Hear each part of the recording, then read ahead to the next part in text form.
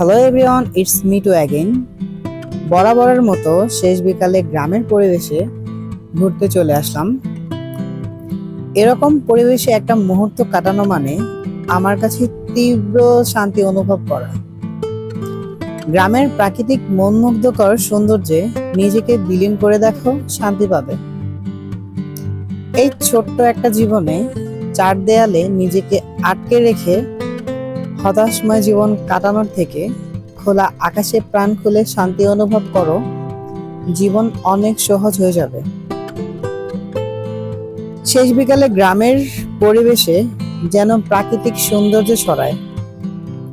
শত হতাশা, জীবনের শত চাপ কমে যায়। শেষ বিকালে কেবল এই প্রাকৃতিক সৌন্দর্যে বারবার হারিয়ে যেতে চাই আমি। আসলে গ্রামের পরিবেশ মানে আলাদা এক অনুভূতি। গ্রাম মানেই যেন স্মৃতির ডায়েরি। আসলে গ্রামে কম বেশি সবারই শৈশবের স্মৃতি রয়েছে, তাই গ্রামের প্রতি সবারই ভালোবাসা থাকে, অনুভূতি থাকে। কত শত স্মৃতি মনে পড়ে যায় এই গ্রামে আসলে। বিশেষ করে শৈশবের কথাগুলো বেশি মনে পড়ে যায়। কতই না সুন্দর ছিল শৈশবের দিনগুলো। শৈশবকালে কত বন্ধু, কত আদর করা মানুষগুলো কই হারিয়ে গেল।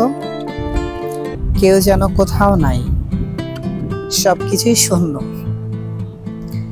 শৈশবকালে শুধু ভাবতাম কবে যে বড় হব, বড় হলেই যেন সব ঝামেলার শেষ। আচ্ছা, আসলেই কি সব ঝামেলা শেষ হয়, নাকি বড় হয়ে গেলেই শৈশবের মুহূর্তে ফিরে যেতে চায়? সেই নিদারুণ মুহূর্তগুলোর কথা মনে পড়ে গেলেই আমি থমকে যাই। কেন বা বড় হলাম? এই অনিশ্চিত হতাশময় জীবন, মাথা ভর্তি টেনশন, দায়িত্বের ভার, সব শেষে মেনেই সামনে আগাতে হয়।